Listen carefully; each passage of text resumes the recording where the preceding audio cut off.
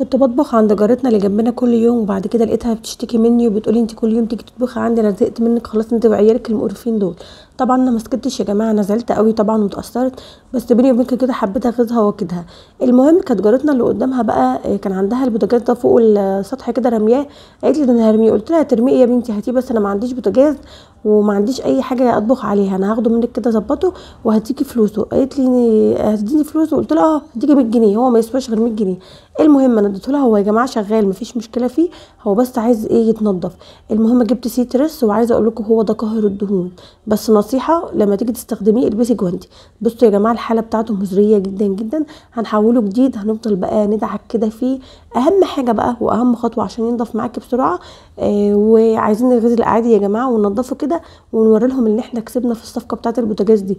المهم اهم حاجه وانتي عشان تنضفي الدهون هتجيبي ميه تكون بتغلي وتحطيها، وتحاولي تحاربي بقى ايه السخونيه كده وتدعكي، لان لازم الميه تكون بتغلي او سخنه علشان خاطر الدهون دي كلها تطلع.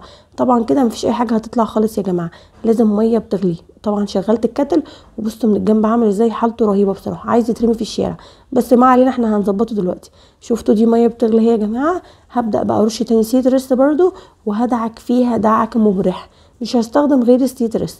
اي منظف هتستخدميه لازم مع ميه بتغلي. خلاص يا حبايبي جربوا كده الطريقه دي هتعجبكم قوي. بصوا المنظر ده هنحوله تماما دلوقتي ان شاء الله. هنا كل ده بقى طبعا الاسود ده انا عايزه اشيله، مسكت بقى كده السكينه وقعدت برضو اكحت فيه كده يمين وشمال لحد ما هقضي على كل الدهون دي ان شاء الله. عايزه اقول لكم انا كنت في تحدي مع نفسي كده وتحديت الناس وجارتي كمان يعني بصوا مش هتصدق النتيجه المبهره دي. انا بقول لها يا ام ابراهيم بصي بقى البوتاجاز اللي انت كنت راميه فوق السطح ما بتستخدموش، بص انا هعمل فيه ايه بالسلك كده، وقعدت ادعك اديله ادي ادي ادي يمين وشمال كده لحد لما هخلي كل ده يلمع تاني. السيترس هنا يا جماعه مش بس للبوتاجازات، ده كمان للسيراميك حلو جدا والكذا حاجه. ولو عندك بقعه او عندك صدى على اي مكان في الشقه، بقعه قنطريه او اي حاجه، استخدمي السيترس. العيون بقى هنا مش هينفع معاها الموضوع ده كده، هفكها يا جماعه بالسكينه كده، هضغط عليها وهتخرج. جيت هنا برضو من الجنب قعدت ادعكه كتير كتير جدا لحد لما كل الدهون طلعت. الدهون طلعت برضو بسبب الميه السخنه والسيترس. بصوا خلاص بدا يبان معالم البوتاجاز شويه، يعني بصوا كميه الدهون اللي خارجه منه تكفي شارع بصراحه. هنا فكيت بقى العيون ونضفتها وخلاص بدا ينضف. برضو من جوه هنضفه يا جماعه، مش هسيبه الفرن، ومن تحت لانه من تحت برضو مليان دهون.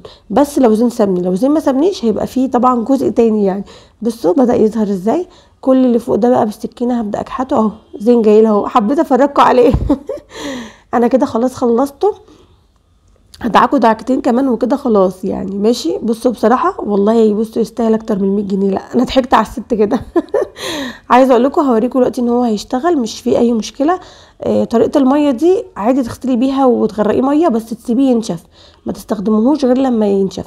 المهم احنا وصلناه في الغاز يا جماعه وجربته لقيته شغال، فرحت قوي عشان النهارده هعمل اكل حلو جدا عليه.